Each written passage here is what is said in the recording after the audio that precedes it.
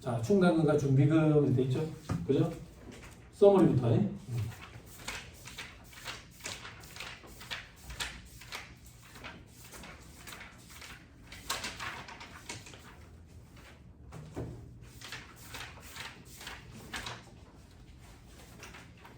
자, 시간이 요즘 뛰니까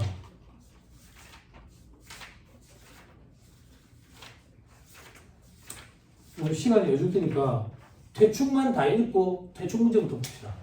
그래야 시간이 남으면 대소충당금 좀 이따 가든지.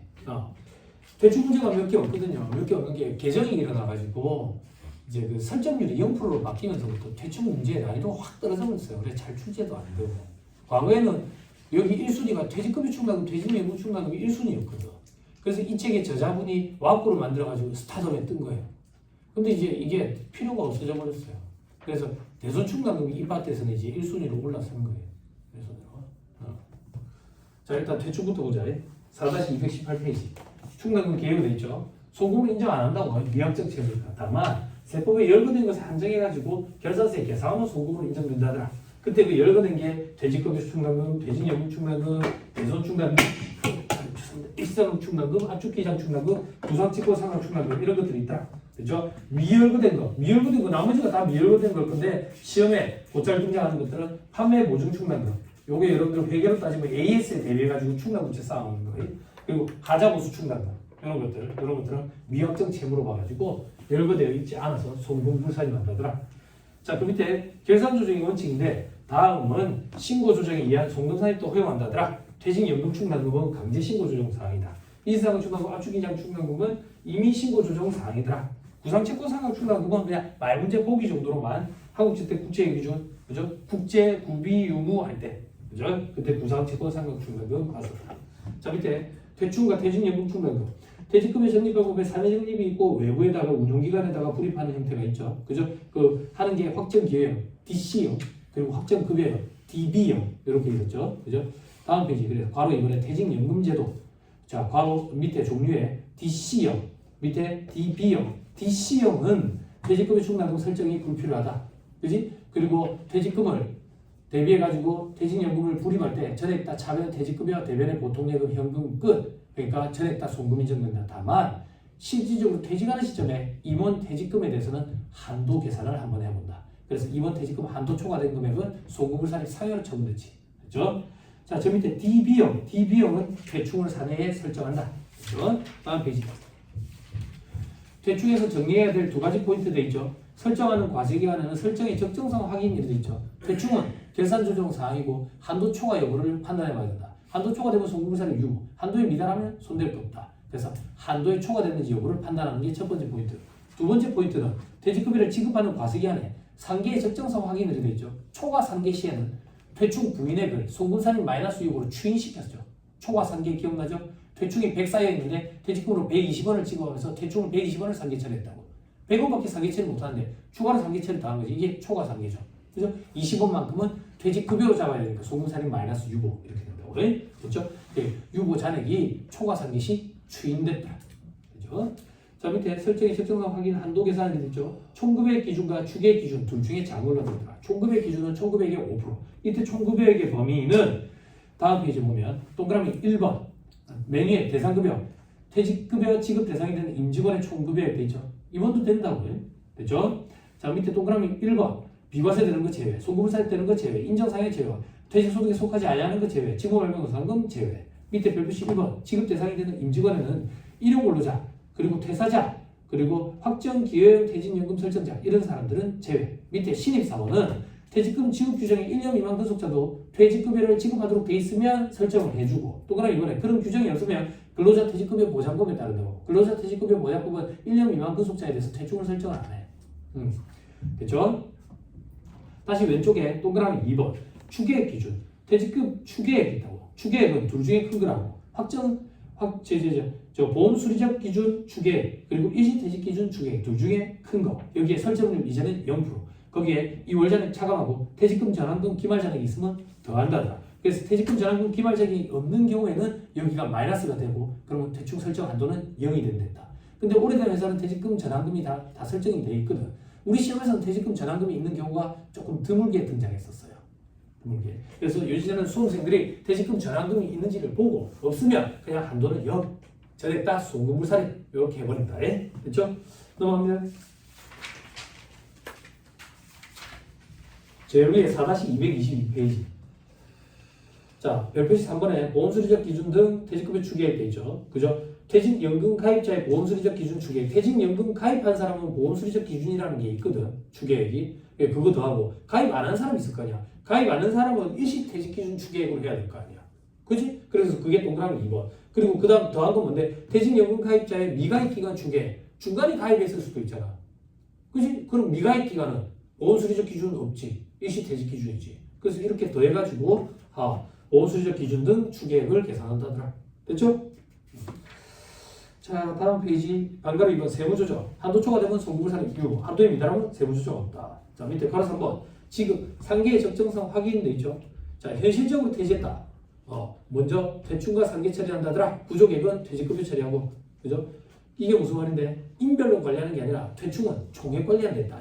자, 밑에 비현실적 퇴직 시에는 송금불산이 사유가 아니라 송금불산이 유무를 했다. 왜? 업무관 가지금으로 처리해가지고 지급이자 송금불산이 인정이자 계산, 퇴충 설정 대상 채권에서 배제, 대송금으로 송금산이 또 불가.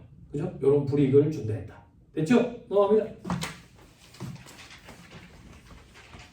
다음 페이지. 반가로 2번. 초과 상계했을 때는 퇴충 부인액을 송금산이 마이너스 6으로 추인한다. 됐죠? 다음 페이지. 넘어갑니다. 괄호 4번. 세부사항의 반가로 1번. 퇴충을 만약에 환입을 했다더라. 환입을. 설정할 때는 차변의 퇴직급여, 대변의 퇴직급여 충당금 할 거 아니야. 그럼 환입하면 차변의 퇴직급여 충당금, 대변의 퇴직급여 혹은 환입 이렇게 적겠지. 환입을 하면 부인된 금액을 먼저 환입한 걸로 보니까 추인시켜버리겠다 그 얘기야. 됐죠? 밑에 관계에서 전출입, 합병 분할 이런 거 볼 필요 없고 합병 분할만 잠깐 보면 합병 등기일 현재 퇴충 중 합병법인이 승계받은 금액은 그 합병법인 등이 합병 등기에 갖고 있던 원래 갖고 있었던 퇴충으로 보겠다. 즉 그 직원들도 데리고 와야 돼. 직원들도 데리고 퇴충은 승계 가능하다 이렇게 생각하면 돼. 대손충당금 승계 가능하다고. 다만 요건이 그 대손충당금이 대상이 된 매출 채권을 승계하는 조건이지. 그지? 자, 저 밑에 반가로 4번. 퇴직금의 중간정산을 했대. 중간정산. 동그라미 1번. 1년 이상 근속자에게만 퇴직금을 지급하도록 돼 있대. 그러면 중간정산을 받고 나서 1년 이상 근속이 안 돼. 그러면 어떻게 할 거냐 이거야. 입사일부터 따져가지고 1년 이상인지 여부를 판단하겠다 그 얘기야. 동그라미 2번. 한도 계산할 때 총급여액에 포함되는 금액은 중간정산 기준일 이후 금액부터 포함시켜야지. 됐죠? 당연한 얘기다.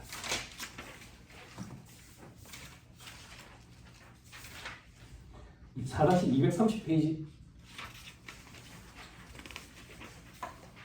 퇴직연금충당금 되죠? 그죠? 확정기여형, DC형, 그죠? 중소기업 퇴직연금기금 제도, 개인형 퇴직연금 제도 포함 뭐 이렇게 돼 있죠. 그죠? 자, 밑에 첫째 줄에 회사에게 연금 부담금을 퇴직급여로 전액 송금 산입하니까 한도 계산은 불필요하다. 다만 임원 퇴직금 한도 규정이 있잖아. 그 한도 규정은 언제 갖다 댈 건데 임원은 실질적으로 퇴직할 때 그 학계 전체를 가지고 임원 퇴직금 한도와 비교해서 한도 초과 여부를 판단한다더라. 됐죠? 볼 필요 없네요. 저 밑에 괄호 이번에 확정급여형 퇴직연금제도 경우 1이 있고 경우 2가 있죠. 경우 2 보세요.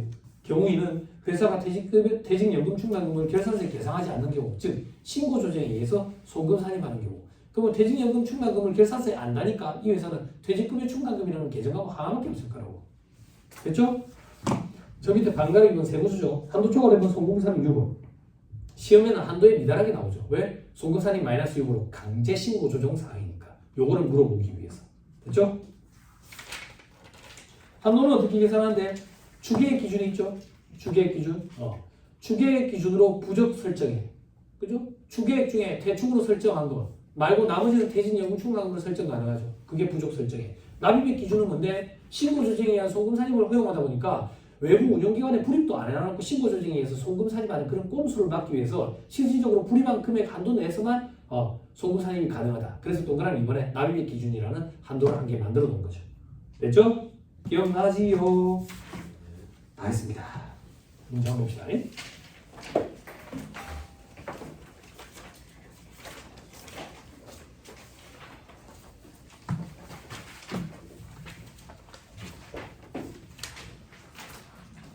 몇 개 안 됩니다.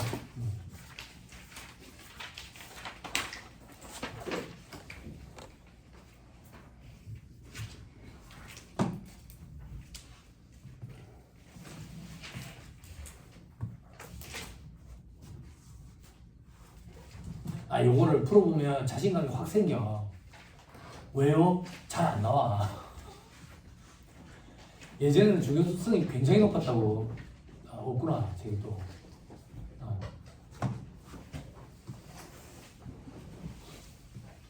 자, 1-230페이지. 자, 1번. 옳은 것을 골라라 돼 있죠. 2번이 옳아요. 대신 연금 충당금을 결산상 비용으로 회계 처리 못하고 송금 산입으로 세무 조정하지도 못한 경우에는 경영 청구할 수 있다. 당연하지. 송금 산입했어야 되거든. 강제 신고 조정이거든. 이게 결산 조정이 아니니까 경정 청구를 해야 돼. 됐죠? 자, 틀린 보기 볼게. 동그라미 1번.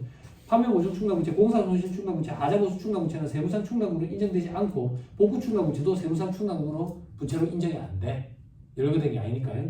동그라미 3번. 퇴직금의 충당금 한도 초과액은 그 후 퇴직금의 충당금 한도 미달액의 범위 내에서 송금에 산입한다? 아니, 2월되고 이런 거 없어.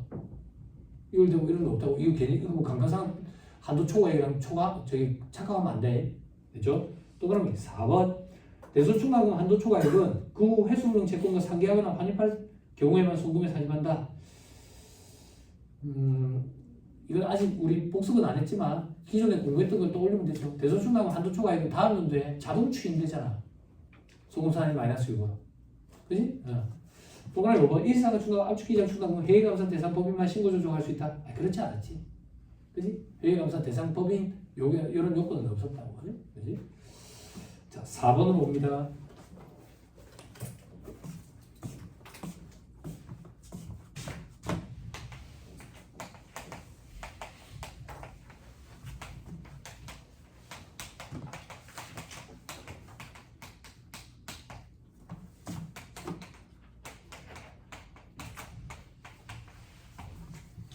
자, 영리 내용법인 주식회사 서울의 25기 2025년 풀입니다. 대출과 관련된 자료이다. 대출에 대한 세무조정이 25기 각사소득금에 미치는 수익영향은 여러분들이 하시고요. 자, 괄호 1번. 25기 말 재직하는 임직원 중 퇴직급여 지급 대상자의 총 금액 8억, 임원 상여금 한도 초과액 1억이 포함되어 있네. 조금 이따가 저기 총 금액 기준할 때 벗겨내야 되겠네. 송금부사일 때는 인건비니까. 됐지? 그지? 자, 총 금액 임원 상여금 한도 초과액 송금부사님 1억 상여 이렇게 하면 되겠네. 그죠? 자, 25기 말에 퇴직급여 추계액 이렇게 돼 있네. 퇴직급여 추계액. 일시 퇴직기준 7억 4천, 보험수리적 기준 7억 5천. 둘 중에 큰 거. 근데 7억 5천 옆에 괄호해가지고 확정급여형 퇴직연금 제도에 가입하지 않은 임직원의 일시 퇴직기준 추계액 2억 8천 포함. 잘했네. 그지? 7억 5천에서 2억 8천 빼고 그럼 얼마지? 4억 7천이네. 그러면 4억 7천은 가입한 사람들이고 가입 안 한 사람들은 2억 8천. 그래서 합쳐서 7억 5천이다 그 얘기야. 그죠? 따로 줘도 더 할 줄 알아야 돼. 됐죠? 자, 그 다음에 대충 개정에 내역돼 있죠. 퇴직금의 충당금 단기 설정액 8천. 단기에 지금 8천. 자, 그리고 대충 단기 감소액 7천. 줄어들었네. 퇴직한 임직원에 대한 거. 현실적인 퇴직인지 여부는 우리가 판단 안 해도 되겠네. 자, 그리고 25기 초에 기초에 재무상태표상 대충 잔액이 2억 7천 있었네. 근데 24기로부터 2월 된 대충 유보예요. 송금부상 유보된 거 그게 2억 5천이에요. 됐죠? 퇴직금 전환금이 있네. 한도를 따져봐야 되겠네. 그지? 그지? 자, 해볼게요. 자, 요것도 감사해볼까? 2억 7천에서는 7천 빠졌고 2억 8천이 남아있네. 지금 자구에 대충 기말 잔액이. 자, 세법상 대충은 얼마 있는데? 2천만 원 있네. 근데 실질적으로 퇴직자가 발생했어. 퇴직자가 발생해가지고 7천만 원을 상기처리 했는데 실질적으로는 2천만 원밖에 상기처리 못하네. 초과 상계지. 소금산이 마이너스고. 초과 상계 5천만 원 마이너스고. 자, 한 번만 해줄게. 한 번만. 회사는 붕괴를 어떻게 끊었다는 얘긴데 회사는 대충을 7천을 없애면서 현금을 줬다고 볼게. 근데 세법상으로는 대충이 2천밖에 없다고. 근데 돈은 7천이 나왔어. 이 5천만 원 나간 게 뭔데? 퇴직금이다 그 얘기야. 퇴직금이야. 그래서 송금산이 마이너스 6인 거야. 송금산이 마이너스 6. 2천밖에 없는데 7천을 상계 처리했네. 초과 상계. 초과 상계 시 송금산이 마이너스 6으로 유보 잔액이 추인이 이루어진다고. 그죠? 기억나죠? 자, 그 다음 어디까지 했지? 어디까지 했지? 다 했나? 자, 이제 한도 계산하면 되겠네. 한도는 둘 중에 작은 거라고요. 총 급여의 기준. 복수 차원에서 해보자. 총 금액이 아까 얼마 있었지? 8억이 있었지. 근데 여기에서 소부불사에 따른 인건비 그리고 저기 인정상여 퇴직소득에 속하지 아니하는 소득, 직무발명 보상금, 비과세되는 근로소득 이런 거 다 차감하지. 이렇게 차감해야 돼. 요거에 5%. 자, 추계액 기준을 해보자. 추계액 기준. 아까 보험수리적 가정에 의한 추계액과 일시퇴직 기준 추계액 둘 중에 큰 거 얼마? 7억 5천. 이렇게 하자. 둘 중에 큰 거. 7억 4천, 7억 5천. 둘 중에 큰 거. 여기에 설정률은 0%. 빼기 퇴직금이 충당금 2월 전에 2천만 원이 넘어왔는데 2천만 원 없어졌지? 없어 그래서. 됐지? 됐지? 마지막 퇴직금 전환금 기말잔액이 있으면 더해야지. 기말잔액이 아까 25기 말잔액 기말잔액이니까 1천만 원. 됐나요? 됐어요? 이게 마이너스가 나오면 없는 걸로 보거든? 근데 마이너스가 아니야. 1천만 원이라고. 1천만 원. 둘 중에 큰 거, 둘 중에 작은 거, 요거보다 1천만 원이 작아요. 그래서 한도는 1천만 원. 이제 된다. 그럼 한도 초과됐네. 소부불사리. 퇴직금이 충당금 한도 초과에 7천만 원 주고. 됐나요? 문제가 몇 문제 없어가지고 요거 가지고 복습 조금만 더 합시다. 자, 요거 네팅해 주세요. 세법사고로 얼마 남아있어요? 1천만 남아있죠. 그죠? 그럼 결론적으로 얼마만큼 부인이 된 거예요? 2억 7천만큼 부인된 거죠. 그죠? 소연아 따라가지나? 자본과 전입금 조정해서 1표로 갈게요. 자, 자본과 전입금 조정해서 1표. 방어, 기초, 감소, 증가, 기말. 자, 퇴직금 해준다고. 기초에 2억 5천만큼 부인된 게 있었다고요? 2억 5천만큼 부인된 게 있었어. 단기에 송금산입 마이너스 6으로 추잉됐다고요? 5천만큼. 그리고 한도 초과한 게 7천이 있다고. 그죠? 그러면 2억 7천만큼 이렇게 부인된다. 그럼 다음 연도가 되면 요게 그대로 기초에 가겠지. 기초에 가가지고 2억 8천이 있는데 2억 7천만큼 부인돼서 세법사고는 1천만 원이 되게 되겠지. 되죠? 별거 없죠? 그죠? 왜 별거 없는데 여기가 0%로 바뀌어서요. 이게 과거에는 40%, 35%, 30% 이렇게 5%씩 줄어갔거든. 2016년을 기점으로 0%로 바뀌었어요. 그래서 확 떨어져 버렸어요. 문제 퀄리티 자체가. 출제 빈도도 확 줄어버렸고. 예전에 이게 끝판왕이었다니까. 퇴직 여부 충당금이랑 같이. 실무에서도 실무 담당자들도 힘들어해서. 실무 강의는 다 이거 들어와. 근데 이 책의 저자가 이거 갖고 이렇게 말해요. 스타트.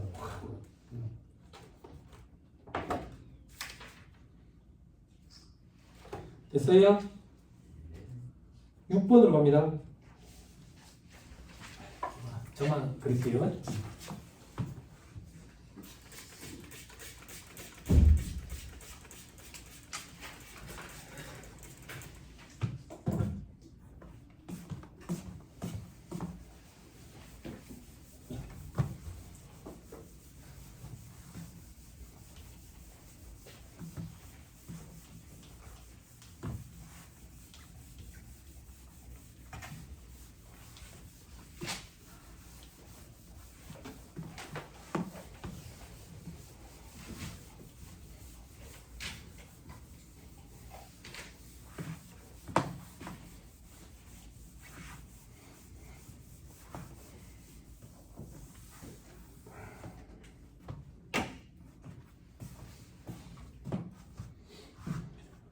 자, 다음은 주식회사 K 제4기 4학년 2025년 풀입니다. 확정급여형 퇴직연금에 대한 자료이다. 확정급여형 퇴직연금에 대한 세무조정해봐라. 자, 주식회사 K의 퇴직급여 지급 규정상 퇴직급여 지급 대상자의 총급여액 9,900 주어졌다. 기말 퇴직급여 추계액 일시퇴직기준 4,900 보험수리적 기준 3,300 괄호 안에 보니까 확정급여형 퇴직연금제도 가입자분이네. 그 밑에 확정급여형 퇴직연금제도 미가입자의 일시퇴직 기준 2,000 3,300과 2,000을 더해야지. 그럼 얼마야? 5,300과 4,900을 비교해서 둘 중에 큰 거 해야 된다고. 5,300에 체크 딱 하라고. 됐죠? 그 다음에 퇴충 기말잔액 3,500 그죠? 부인액 1,600 이 문제 독특하다고. 뭐가 독특한데? 대충이 얼마 있었는지 안 가르쳐줘. 안 가르쳐주고 기말에 3,500이 있는데 세무조정을 다 마치고 났더니 부인액이 1,600이 있어가지고 세법상으로는 1,900 있다 이 얘기야 지금. 여기만 줬다고 지금. 여기만 줬다고. 요게 의미가 없으니까. 다른 거 물어볼 테니까 여기서부터 해라 그 얘기하고만. 여기까지 됐어요? 됐나요? 근데 우리 밑작업 조금 할게요. 복수 차원에서. 한도 있잖아, 한도. 한도 우리 총급의 기준으로 했겠지. 5%. 그리고 추계의 기준으로 했을 거 아니야. 추계의 기준은 둘 중에 큰 거라야지. 아까 우리 4,900과 5,300. 요만큼이잖아. 그지? 여기까지만 보고. 넘어갑니다. 자, 이제 퇴직연금 충당.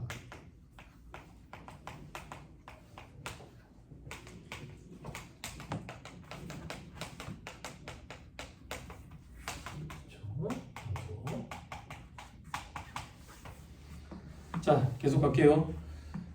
괄호 4번에 보니까 퇴직연금 운용자산에 대한 내용은 다음과 같다 돼 있죠. 여기에 우리 필요한 자료는 뭐예요? 기말잔액. 차기 2월액이 기말잔액이죠. 3,200에 체크 딱 하고. 됐죠? 자, 그 다음 괄호 5번에 뭐라고 돼 있어요? 읽어줘라, 뭐하나? 단기 퇴직연금 충당. 뭐라고? 단기 퇴직연금. 뭐라고? 단기 퇴직연금 충당. 이 회사는 퇴직연금 충당금을 설정을 하는 회사예요.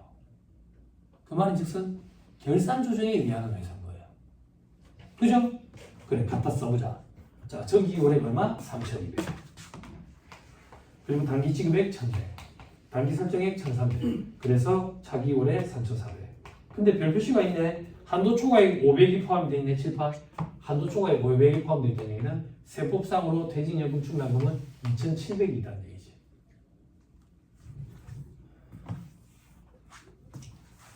됐나요? 네. 됐어요? 자, 이제 나온 경우인데 세법상 퇴직연금 충당금 한도를 계산해서 한도 초과 여부 시부인 계산을 행해야 된다고. 그럼 한도를 계산하자. 한도는 둘 중에 작은 거랬다. 둘 중에 작은 거. 첫 번째가 뭔데? 추계액 대비 부족 설정액이랬다. 추계액이 얼만데? 아까 5,300이 있었지. 부족 설정액이 무슨 말인데? 추계액만큼 회사 내부에도 쌓고 외부에도 쌓고 싶다고. 추계액이 5,300인데 회사 내부에 얼마 쌓여 있는데? 1,900 쌓여 있어. 그럼 이게 얼마야? 3,400만큼 외부에 쌓을 수 있다 이 얘기지. 근데 장난치면 안 되거든. 신고 조정이야 송금 사임이 가능하니까. 그래서 퇴직연금 운용자산 기말잔액, 즉 외부 운용기관에 실질적으로 적립한 금액의 한도 내에서만 해주겠다고. 아까 적립한 금액 체크했잖아. 얼마 있었지? 3,200. 됐죠? 둘 중에 작은 게 얼마가 작은데? 3,200이 작네. 그지? 그럼 요만큼을 외부에 쌓을 수 있는데 이미 쌓아놓은 게 있어. 세법상. 어떻게? 2,700 쌓아놨는데 올해 1,100만큼 나왔거든. 요만큼. 그러면 1,600 이렇게 되겠네. 그럼 올해 1,600만큼 쌓을 수 있는데 회사는 1,300만 쌓았네. 그지? 결산 조정이 아니라 신고 조정이었다고. 소문사례. 퇴직연금 충당금 300 마이너스 6.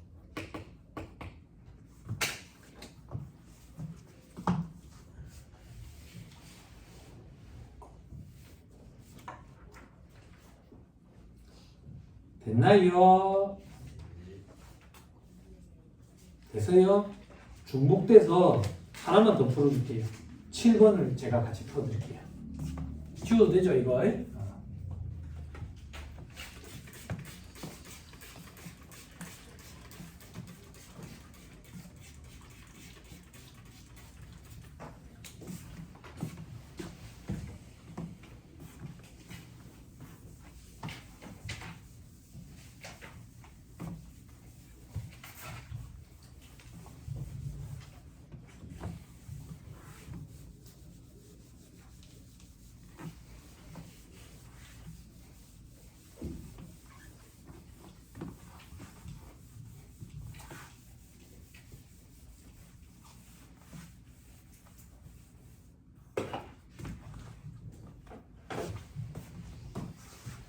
자, 제조업을 영위하는 영리내용법이 주식회사 A의 2025년 풀입니다. 세무조정을 한번 해보자. 자, 저거부터 읽고 갑시다. 아까 문제랑 차이점 때문에. 괄호 4번. 주식회사 A는 신고조정에 의해서 퇴직연금 충당금을 송금 산입하고 있다. 됐죠? 그러면 퇴직연금 충당금이라는 계정 과목 자체를 안 쓰는 거죠. 그죠? 그럼 7번. 퇴직연금 충당금이라는 건 없다. 신고조정에 의해서 송금 산입하니까. 자, 제일 첫째 줄로 가서 자, 문제 파악해 봅시다. 단기말 확정급여형 퇴직연금 운용자산 내역이 있네. 운용자산에는 우리 기말잔액 체크 딱 9,700. 됐죠? 자, 그 다음에 단기말 퇴충 계정 내역은 다음과 같다. 기초에 세무상 부인액은 2,000이다. 자, 기초에 얼마 있었는데? 5,000 있었네. 단기 감소 4,000이 있네. 증가한 거 없네. 그래서 기말에 1,000이네. 근데 부인덱이 얼마 있었다? 부인덱이 2,000이 있었네.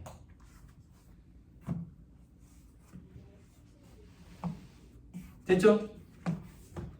됐죠? 뭐 없네? 저 봐보세요. 잠깐만, 세법상으로는 얼마인데? 세법상으로는 3,000이네. 그지? 자, 이제 감소된 거 한번 내역을 보자. 걸어서 한번. 단기 중에 종업원 갑과을의 현실적인 퇴직으로 지급한 내역이 다음과 같다. 3,000, 1,000. 그래서 회사가 4,000을 상계처리해 나와. 근데 밑에 보니까 다음 줄에 퇴직금의 충당금과 상계하는 회계처리를 했다라고 돼 있죠. 그죠? 근데 갑은 A가 회사에서 3,000만 원을 줬고 을은 외부 운용기관에서 1,000을 줬거든. 그러면 실질적으로 돈은 회사 내부에서 3,000이 나갔고, 그지? 그리고 외부에서 1,000이 나갔다고. 1,000이 나갔다고. 그럼 세무조정하면 어떻게 되는데? 7번. 회사는 이렇게 분기거든 딱 빼야 돼요. 대충 4,000, 현금 4,000.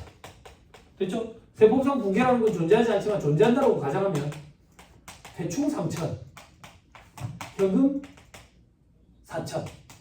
그지? 그리고 뭐? 퇴직, 연금, 충당금 1,000. 그지? 그리고 퇴직, 연금, 운용, 자산 1,000. 이렇게 돼야지. 그지? 이렇게 돼야지. 됐나요? 됐어요? 그러면 퇴충을 1,000만큼 살려줘야 되고 퇴직연금 충당금은 1,000만큼 줄여야 되죠. 퇴충을 살리는 세무조정, 부채를 살리는 세무조정, 송금상이. 그게 어딘데? 초과 3개. 송금상이 퇴직금의 충당금 1,000만 원 마이너스이고 여기는 입금상이 퇴직연금 충당금 1,006원. 됐어요? 기억나요? 부모만 반대로 동일한 금액이 동일한 세무조정 온다고요. 됐죠? 자, 그 다음 자료 못 되겠나? 없네. 자료 없어. 칠판. 자, 한도 계산할 거예요. 퇴직금, 전환금 이런 거 있어요? 없죠? 그죠? 볼 필요도 없이 0이에요. 한도는. 그렇지만 조금만 살펴보자. 뭐를? 둘 중에 작은 한도. 총급의 기준으로 5%. 그리고 추계 기준으로 설정을 몇 프로 적용할 거잖아. 추계액 한번 살펴보자고. 추계액. 자, 추계액이 어디에 있느냐? 저 밑에 괄호 5번에 단기말 퇴직금의 추계액은 일시퇴직 기준 9,000, 보험수리적 기준 9,500. 둘 중에 큰 거 얼마? 9,500. 됐죠? 됐나요? 됐어요? 그래서 한도는 0. 세무조정 없어. 그러면 세법상으로 얼마 남았는지 보자. 세법상으로 없어. 됐어요? 됐어요? 자, 이제 퇴직연금 충당금으로 가자. 퇴직연금 충당금. 바로 4번에 주식회사 A는 신고조정에 의해서 퇴직연금 충당금을 송금 산입하는데 세무상 기초잔액은 4,000만 원 마이너스이고, 즉 작년에 송금 산입 마이너스이고 4,000만 원 한 게 있다 이 얘기야. 그럼 세법상으로 퇴직연금 충당금 4,000만 원이 있다는 얘기지. 됐나요? 자, 퇴직연금 충당금 한도 계산해 보자. 첫 번째, 추계액 대비 부족 설정해. 추계액이 얼마인데? 9,500. 요 중에서 회사 내부에 얼마 설정했는데 인정받은 게 없어. 아무것도 설정 안 했어. 그럼 외부에 9,500만큼 설정할 수가 있네. 근데 장난치면 치면 안 되거든. 그래서 퇴직연금 운용자산으로 외부 운용기관에 불입한 금액을 한도로 하는데 아까 불입한 금액이 9,700이랬다고. 더 많이 불입해놨네. 그치? 둘 중에 작은 거. 요게 더 작네. 됐죠? 근데 이미 쌓아놓은 게 있지. 얼마만큼? 요만큼. 됐죠? 그럼 얼마인데? 6,500인데. 그치? 그럼 단기 한도는 6,500. 신고 중에 송금 사입해야지. 송금 사입. 퇴직연금 충당금 6,500 마이너스 6.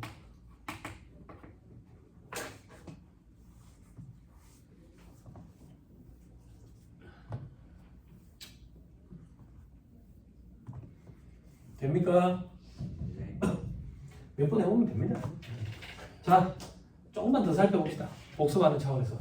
자, 요거 계산하면 얼마지? 3,000, 9,500. 돼요?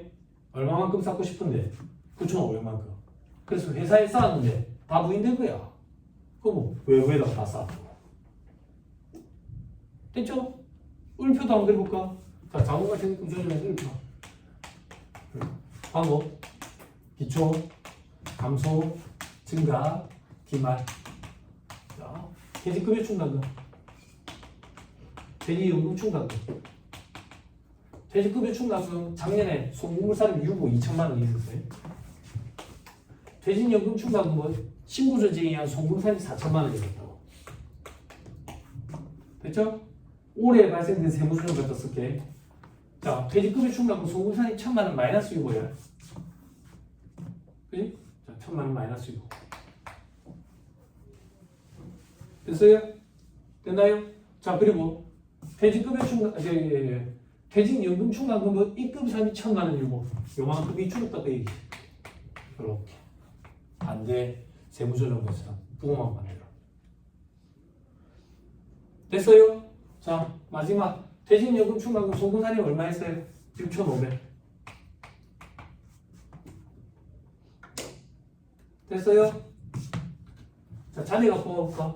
1,000만 원 잔액이네. 그지? 요거는 9,500만 원 잔액이네. 1,000만 원이 뭔데? 회사가 1,000만 원 설정했는데 세법상 인정되는 게 없어. 다 무인된다. 1,000만 원만큼. 그지? 요 9,500은 뭔데? 회사가 설정한 거 아무것도 없는데 신고조정에 송금사님 9,500이었대. 누구겠지요? 됐어요? 할 수 있겠어? 여기까지 하라고 시키면 이제 2차 문제가 되는 거예요. 별거 없어요. 응.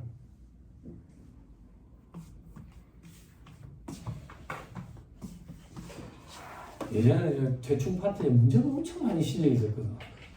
근데 이제 크게 뭐 어렵지도 않고, 그래서 이게 또 실무적으로는 여러분들 잘 모르시겠지만 실무적으로는 이제 위에 숫자랑 밑에 숫자가 같아져 버렸거든. 또 여기도 붙여놓고 이렇게 그럼 을표를 그리면 엄청 깔끔하게 떨어져 나옵니다. 이게 이제 수년에 걸쳐가지고 이렇게 갑자기 바꾸면 그러니까 저항이 심하니까 이런 걸 기준 책임 준비금이라는데 이제 기준 책임 준비금의 95%까지 설정했다가 100%까지 설정해야 되거든. 그게 어떤 얘기냐면 그냥 요 금액만큼 불입을 무조건 해야 돼. 과거에는 요 금액보다 조금 적게 불입해서 됐었거든. 그럼 둘 중에 작으니까 여기가 항상 더 적었다고. 근데 이제는 불입을 무조건 해야 돼.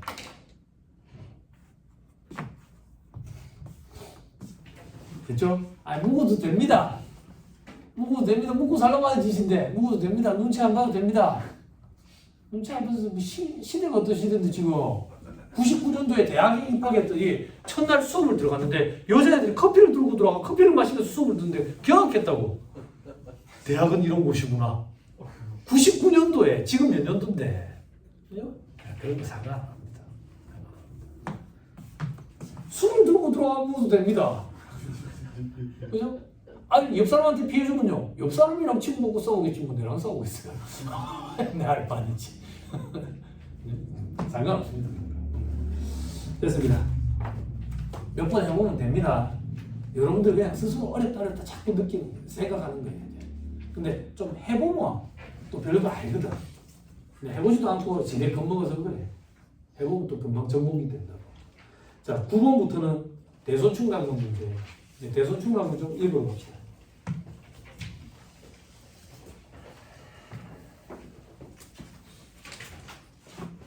왜? 있는 거에 있어가지고. 아, 그래?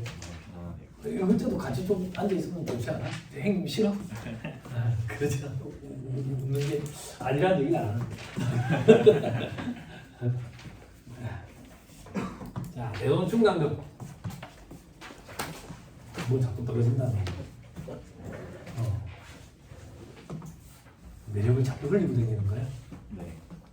해골출이다.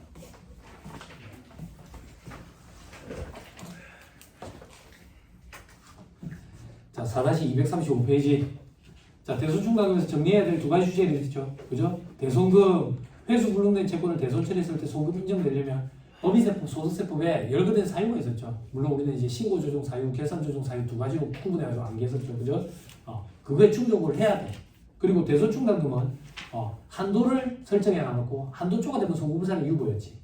그지? 그리고 밑에 괄호 이번에 회계 처리는 총회법 논리에 따르니까 한도 초과액은 다음 정도 되면 손금부산이 마이너스 유보로 자동 추인됐었다. 우리가 공부하는 영역에서 자동 추인되는 것 두 가지 형태. 재고자산, 평가손해. 그죠? 과대계상, 과소계상 이런 것까지 포함해서. 그리고 대손충당금 한도 초과액. 그죠? 넘어갑니다. 이 총회법의 논리 때문에 한도액과 비교되는 금액은 단기 설정액이 아니라 기말잔액이었다. 대손충당금 기말잔액. 그거 좀 주의해야 된다. 자, 그리고 정리에 대손사유 충족했느냐. 밑에 사례에 대손사유를 충족하지 못했는데 대손 처리를 했대. 그때 대손삼각비로 처리하든 대손충당금으로 처리하든 간에 다 대손금 이렇게 생각해서 손금부산을 유보하면 된다 했어요. 왜? 대손충당금과 상계 처리했을 때는 세법상 붕괴가 존재한다 했거든. 환입함으로 처리한다 했지. 그렇게 하고 붕괴가 존재하지 않는다고 가정하면 세부조정이 안 된다 했잖아. 그래서 입금사례, 손금사례만 헷갈리는 거지. 이게 무조건 차변에 대손금 이렇게 생각해서 대손불능이면 손금부산임하고 유보 처분하면 된다. 채권을 살려야 되니까. 다음 페이지 대손금, 대손 사유에 신고조정 사유가 있고 결산조정 사유가 있다. 신고조정 사유는 소멸시효 완성이 시험에 제일 잘 나온다. 그리고 회생계약결정, 면책결정에 따른 회수불능 채권, 그리고 면책으로 확정된 채권, 그리고 민사집행법에 따라 경매가 취소된 암유채권 이런 것들이 있는데 시험에는 소멸시효 완성이 제일 잘 나오더라. 나머지 암기해야 됩니다. 그래도 말문제 보기도 우수하기 때문에. 자, 결산조정사항. 결산조정사항은 부도 발생일로부터 6개월 이상 경과한 수표, 중소기업의 외상매출금. 이때 중소기업은 내가 중소기업이어야 돼. 돈 받을 게 있는 내가 중소기업. 됐죠? 시험에 꼭 거래 상대방이 중소기업 이렇게 등장한다. 그리고 부도 발생일 이전의 것에 한한다. 당연하지. 부도 발생일 이후에 외상매출을 했다. 짜고 치는 보수도 아니겠어? 그지? 바보들의 합창인가? 그런 건 아니겠지. 예전에 그런 거 있었잖아. 더맨더머? 그런 건 아니겠지. 그지? 자, 그리고 채권가액에서 1,000원을 남긴다. 그죠? 비만 금액으로. 근데 이 시험에 이게 등장했어. 한 매당 1,000원씩이거든. 두 매 이렇게 등장한 적이 있어. 2,000원을 남겨놔야 돼. 송금부산의 유보를. 자, 그리고 저당권을 설정하면 송금은 인정이 안 되고. 또 그럼 이건 중소기업의 외상매출금 미수금으로서 회수기일이 2년 이상 지날 때. 실무적으로 소멸시효 완성될 때 우리는 상법, 민법에 단기 소멸시효 특례를 적용했거든. 상법상 소멸시효는 일반적으로 5년이야. 근데 우리가 현업에서 일을 해보면 민법상 단기 소멸시효 특례라 해가지고 3년, 1년짜리를 적용받는데 3년을 제일 많이 적용받는다고. 근데 중소기업은 3년이 아니라 2년만 지나면 대손 처리를 할 수 있으니까 큰 혜택인 거야. 중소기업에 대한 혜택을 주는 규정이라고. 그럼 3년까지 기다릴 필요가 없다 이 얘기야. 그치? 다만 중소기업의 외상매출금 미수금이어야 돼. 됐죠? 그리고 특수환경인과의 거래로 인한 것은 제외하고 짜고 치는 고스톱이 될 수 있으니까. 그리고 동그라미 3번 회수기일이 6개월 이상 지난 채권 중에 채권가액이 30만 원 이하인 소액 채권이라고 표현한다고 해. 그지? 30만 원도 안 되는데 6개월 되는 동안에 안 주면 주세감이 없다 그 얘기야. 그럴 때 대손 처리해야 된다. 다만 채무자별로 합계 기준으로 30만 원. 합계 기준으로. 됐죠? 자, 그리고 동그라미 4번만 이런 거 볼 필요 없을 것 같아요. 다음 페이지. 동그라미 5번 파산, 형의 집행, 강제 집행, 사회 폐지, 사망 신청, 행방불명. 그지? 그죠? 실무적으로는 이게 또 까다로워. 이런 사유가 발생한다고 대손 처리를 무조건 할 수 있는 게 아니고 이 사유가 발생함으로 인해 가지고 그 사람이 이 책임을 변제할 수 없다라는 걸 인정을 받아야 되는데 그걸 인정받을 길이 뭐해? 그 사람이 돈을 어디다 뚱쳐놨는지 그걸 내가 어떻게 알아? 응? 근데 그걸 입증하라고 누구한테? 참 힘들다고. 자, 동그라미 6번에 화해 또는 화해 공고결정. 이 법원에 가면 무조건 화해시켜버린다고. 화해시켜버린다. 아, 정말 앙금이 남아있는데 자꾸 화해를 했는데. 1억짜리 이러면 보통 한 7천만 원의 화해가 이렇게 되는 거야. 그럼 이제 3천만 원 돈을 못 받게 됐잖아. 그거에 대해서 대손치를 해주겠다 그 얘기야.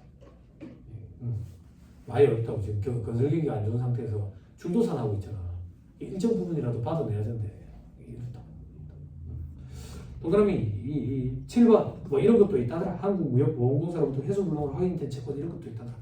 대부분의 수험생들은 신고조정 사유를 암기하고 가고 나머지는 전부 다 결산조정 사유 이렇게 생각하고 들어간다. 되죠? 자 밑에 부도 수표, 부도 발생일은 지급피해가 부도 확인을 받은 날 중 빠른 날이다. 그리고 기산할 때 그 다음 날부터 기산이 되지. 그지? 그래서 6월 30일에 부도 발생했을 때 12월 31일은 부도 발생일로부터 6개월이 되는 날이지 6개월 이상 경과한 날이 아니거든. 6개월 이상 경과한 날은 다음 년 1월 1일부터라고.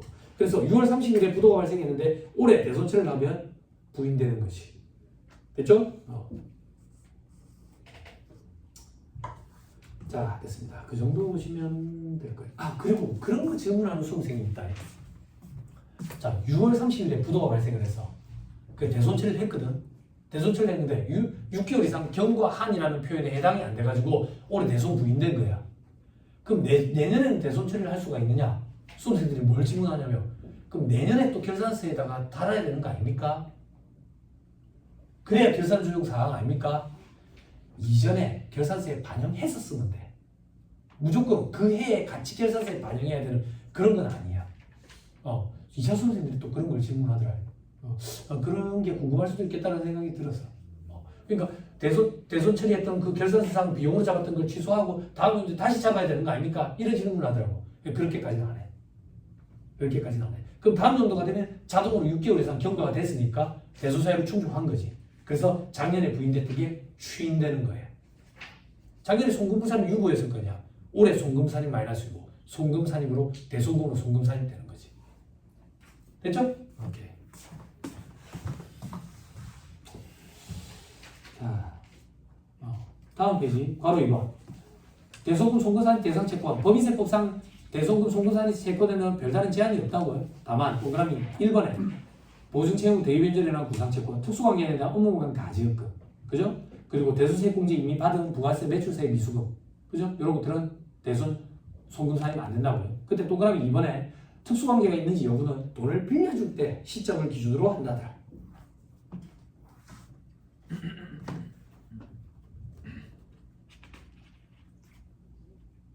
됐죠? 네. 됐죠? 넘어갑니다. 3번에 대소초과, 한도초과, 그죠? 한도의 가, 기말 잔액을 비교한다. 단기 설정액이 아니라 왜? 총액법의 논리 때문이다. 그래서 송금사를 유보되고, 한도 미달액이 발생했을 때는 세무조정 사항 없다. 계산조정 사항이니까. 자, 한도는 어떻게 계산하는데? 재고창고가에다가 설정률을 곱하는데 이 설정률은 1%와 단기 대소실정률 둘 중에 큰 걸로 한다. 단기 대소실정률은 어떻게 계산하는데? 정기 말 세법상 채권가액 분의 단기 세법상 대손금. 그지? 그렇게 계산이 될 거고. 왼쪽에 채권의 잔고가액은 제외되는 거. 별다른 제한이 없다. 다만 보증채무 대위변절에는 구상채권. 그리고 특수관계에 대한 업무보강 가지급금. 매각거래 성격의 할인 넣은 배서액도 매각거래 성격이라는 얘기는 매각 팔아치웠다고. 팔아치워서 없는데 뭘 설정을 해. 그지? 그리고 동그라미 리을에 부당이익 계산 부인 대상인 시가초과액에 대응하는 나의 채권. 부당이익 계산 부인 적용할 때 미수금이었어. 부당이익 계산 부인은 현금주의를 했잖아. 그 미수금 해당하는 거에 그거에 관련돼 가지고는 설정을 안 한다더라. 그렇죠? 그리고 동그라미 이번에 그것 말고는 다 설정이 된다. 즉 망할 염려가 없는 국가에 대한 채권. 100% 담보 설정돼가 내가 손해볼 게 없어. 그래도 설정한다고. 됐죠? 자, 동일인에 대한 채권 채무가 있으면 상계하지 않는 것이 원칙이야. 다만 상계 약정이 별도로 있다면 상계를 한다. 세법상 잔고가액이니까 유보나 마이너스 유보를 가감해야 된다더라.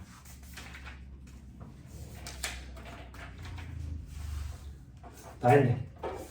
대손 충당금과 관련돼가지고 아니 조금 남았네. 와꾸가 있는데 와꾸를 안 합니다. 자 4-247페이지 추가 정리사항. 합병 분할의 경우 대손 충당금 승계. 합병 등기일 현재 대손 충당금 중 합병법인이 승계한 금액은 그 합병법인 등이 합병 등기일에 가지고 있는 대손 충당금으로 본다.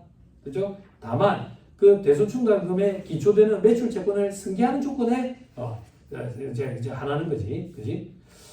괄호 안에 보면 대응하는 채권이 함께 승계되는 경우만 해당한다 됐죠, 그죠?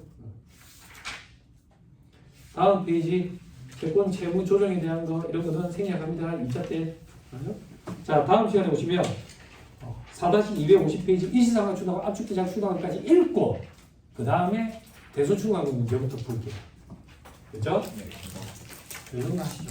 그리고 지난번에 그 일정 변경 때문에 세법 시간 추가로 더한 거에 대해서는 뭐 아마 학원에서 조정이 아니겠나 싶어요. 저는 아직 지금 통보 받은 건 없어요.